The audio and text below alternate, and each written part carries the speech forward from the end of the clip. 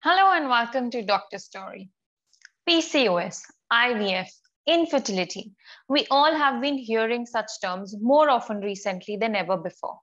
And to help us attain a deeper understanding of these, we have invited Dr. Sujata Gajendran. Senior obstetrician and gynecologist, she completed her post graduation from Railway Hospital, Perambur. She is trained in lab surgeries and assisted reproductive techniques. She is also a member of prestigious organizations like Folkse Tapisar. Recently, she also received appreciation from Women Doctors Wing of Indian Medical Association. Moreover, she has contributed to many social programs for women health in schools, colleges, and now on social media as well. A warm welcome, Dr. Sujata. We are privileged to have you on Doctor Story. Thank you. Thank you, Anchal. I'm really happy to join this and give a few tips on natural pregnancy in this interview. So, doctor, let's start by helping our audience understand what is natural pregnancy. See, natural pregnancy is like when egg and sperm fertilizes. This happens like any other living being on earth when a man and a woman consummates. Okay, so when the sperm reaches the egg, which is in the tube, which being ovulation every month, a woman secretes a egg which ruptures and travels in the tube. So when these both fertilize, they form an embryo and they get implanted in the womb of the women. That's how natural pregnancy occurs. Okay. When we talk about PCOS, like PCOS is the most common endocrine disorder in women of reproductive age. How PCOS affects natural pregnancy? See, PCOS, the main problem is with the hormonal imbalance. This happens because the amount of certain hormones is elevated, which should be in the normal cycle. So, in the first half of the menstrual cycle, usually we have the estrogen, which plays a vital role, and that increases and it sags down. Again, the next hormone like progesterone should be secreted. But in PCOS, only the estrogen effect will be more because because of this, the egg is not able to rupture and give away the egg. The follicle is not able to rupture and give away the egg. As a result of this, the normal ovulation doesn't happen in a case of a PCOS woman. So because of that, so when the egg is not there, what will happen? The fertilization doesn't happen and the lady is not able to become pregnant. That's the normal reason. But there are many reasons why this happens. But to put it in a nutshell, the ovulation doesn't happen in a PCOS woman. That's why they are not able to become pregnant. Okay. And why is there a sudden rise in PCOS? See, I think we have over the years, so many lifestyle changes have come into work, and especially what the women are also becoming career oriented. So the age when they get married, it's all getting delayed. So actually, when you look at the science, it says like once the woman is like crossed 30 years, her chances or the fertility status uh, comes down because when we are born, when a female is born, they by birth they have one set of follicles that will be the standard amount. So every month when a woman ovulates, this number of follicles gets decreased. So once they become the cross this 30 years, the follicle count everything decreases. So as a result, the fertility status comes down. So, and one more thing is, we also do this antral follicle count. That's why we want to see like what is her fertility status, and we also do the AMH value. So, when you do for this elderly woman, this values are getting uh, deranged, and it is not in the normal fertility status. That's why. And number two, the lifestyle changes. Late night eating, the sleep pattern is not good, and mainly because of this junk food eating and all that, no, girls they easily put on weight, and the first counseling what we do is we say that you have to reduce your weight, but not many girls understand it. So it takes so much of time and effort for an obstetrician or a gynecologist, whoever sees the girl, or a family physician, to drive at the point that they have to reduce their weight.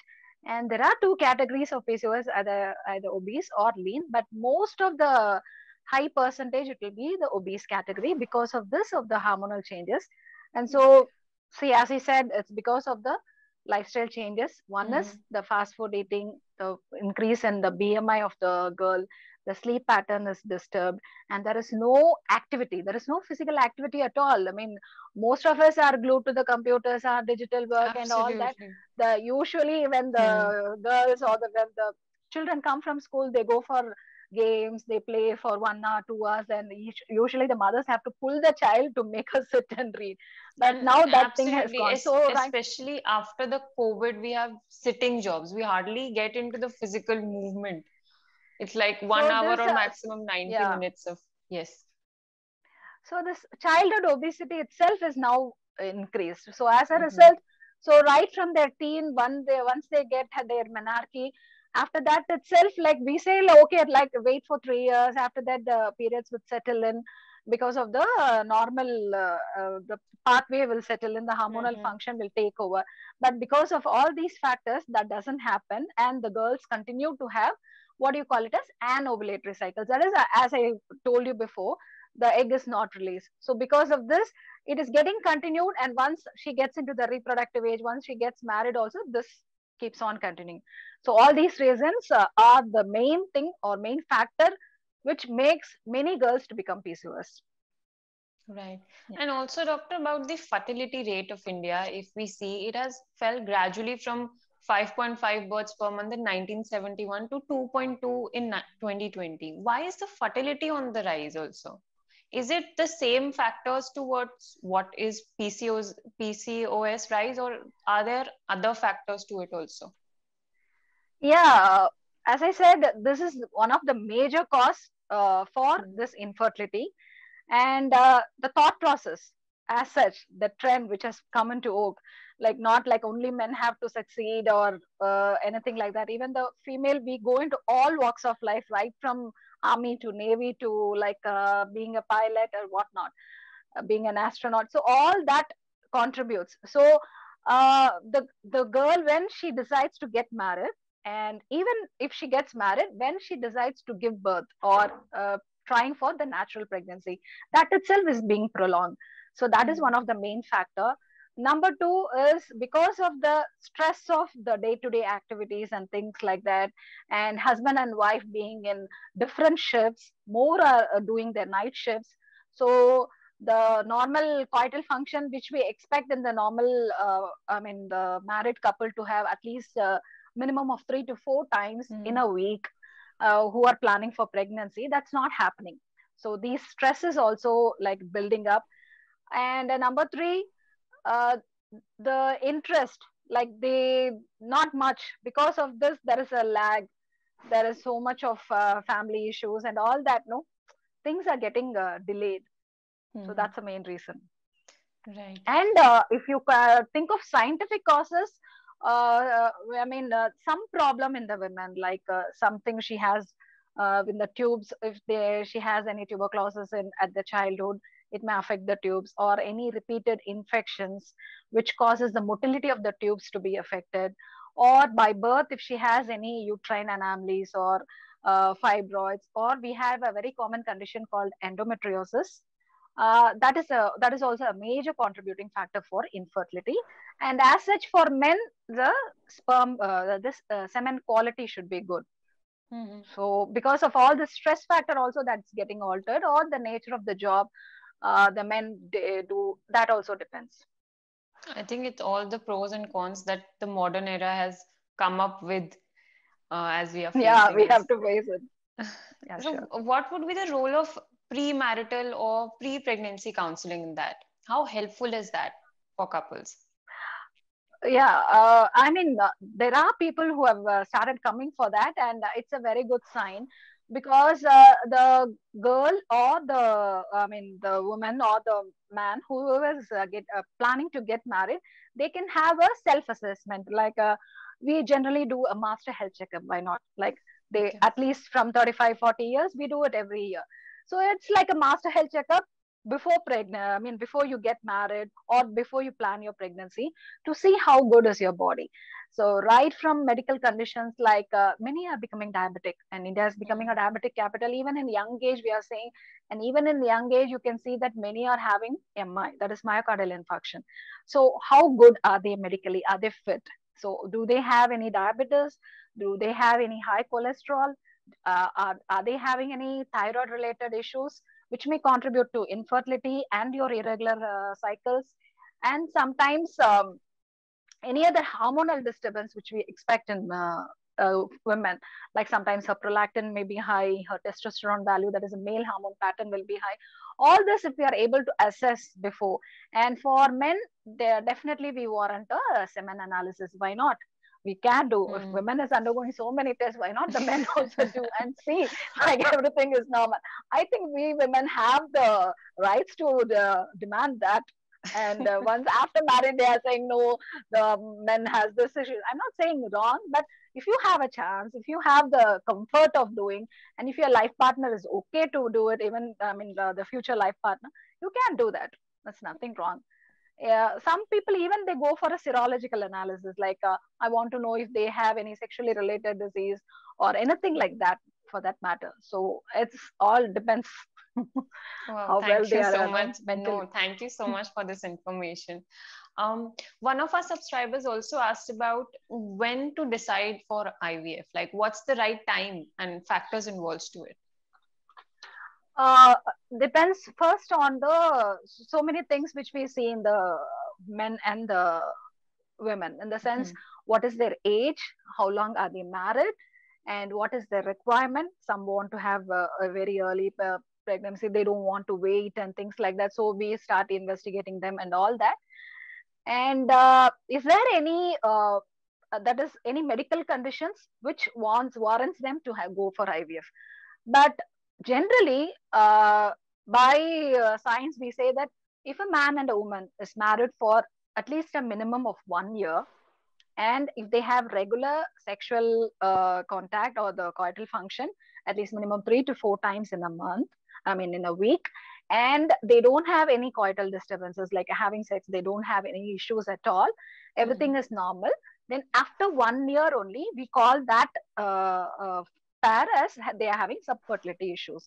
Only later we do investigate, because till then we just give the time for Hmm. them to have a natural pregnancy. Then when you start investigating, when you are able to find out the reasons why they have this issues, maybe some medical problems, as I mentioned earlier, like how they do for premarital investigations in life, if you are able to pinpoint any issues, try to correct them and advise them about fertile period, like see around ovulation, that is, suppose if a lady is having a 28-day cycle, the mid cycle around that 12 to 16 days, that is the time usually the egg is being released. So you ask them to have the follow the fertility period, and if that doesn't work, but some men, because I mean married couple, because of the family pressure, they say no, no, doctor, I don't want to wait for such a time. Okay, we have waited for 2 months, come on, do something. And then in that case we do give drugs for the ovulation induction, that we induce the ovary to form the follicles, the growth pattern we monitor by ultrasound and all that. So if this also, we advise them to have normal natural sex around that ovulation time, when we find out by ultrasound and all that. Suppose by doing all this also they're not able to get pregnant, then we follow some artificial reproductive techniques, and one of the basic thing is IUI, that is intrauterine insemination, wherein we take the men semen, then Hmm. we process it, and little amount like around zero point 0.5 ml or something, we keep it in the girl's womb for the pregnancy. But Hmm. not a mandatory thing is once you keep it, the pregnancy definitely happens, because we need a lot of counseling when you do all these procedures, and tell them and make it clear to the women that just by doing it they won't become pregnant. It is depends on which sperm is able to penetrate the egg for the normal Hmm. fertilization. So having done that for a few cycles, like say at least maximum 6 cycles or anything, we can give a break and again restart. But if the age factor is demanding, or if they have some endometriotic condition, or the woman has undergone some surgical procedure before, like previous ectopic or any previous tubal issues, or for some reason we find that her one of her ovaries lost because if she has undergone ovariotomy before for dermoids or something, wherein there are many causes, or the male factor, that is the semen quality is not good, the motility of the sperm is not good, or the count is less, all that, there's some morphology, that is the appearance of the sperm is wrong, and we know that by natural methods the couple cannot become pregnant. In that case, then final resort will be IVF. Well, you elaborated so well. I hope we answered to the subscriber. Lastly, as you have contributed in many social awareness programs for women health, I would like to have your suggestions for spreading more awareness about the health sector, especially for women. Because we as a team, we are trying our best with this channel to discuss such health issues with doctors and help our audience to be aware. But what more can be done? See, awareness, and especially on women's health, I think it should start right from school and from the family as such. The mother should be aware of like what all she needs to tell the girl child, and in school also by having your academic, even in the science part of it, it can be there. Or we can have many awareness programs when we celebrate Women's Day or Children's Day or whatever. Small things like a tidbits. The girls should be known that they have to have a healthy hemoglobin level. That is very important, because okay, it's not alarming. See, when I went for an program in one of the colleges, in main city colleges, I found that many girls are having this PCOS problem. They are very much anemic. They are bleeding. Like one girl was like bleeding for 1 month, and the mom said it's normal because you didn't you have menstrual cycle for 2 to 3 cycles. No, that's the ignorance which we come across. So we have to tell them, explain to them, educate them that this is normal. Like at least once in 3 months, the girl should menstruate. So that is the dictum, and it warrants it, because unopposed estrogen action, that is the amount of the estrogen hormone, which as I told you in the first half of the cycle, this happens too much in the body that can even provoke uterine cancer. So that is one of the complications in PCOS. We say that is the remotest, but still it is there. So that, then the, I said hemoglobin, then the hygienic measures, say menstrual hygiene. I mean, how she has to use the napkin, how to dispose it, how to wash herself.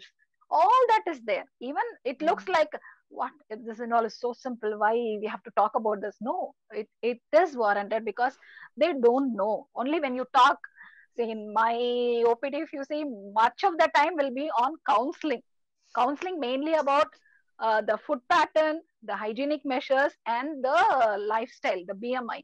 So if we are able to tell that, and if you are able to tell one person in a family, at least the mother or the daughter, at least the descendants, they will follow. Now that's how we can, as gynecologists, we can contribute to the society. And next, they have to know that, as I told you, that irregular cycle and all that. And lifestyle, of course, because of this COVID, I can see even my own children, the sleep pattern has changed. They sleep around 12 o'clock, 1 o'clock.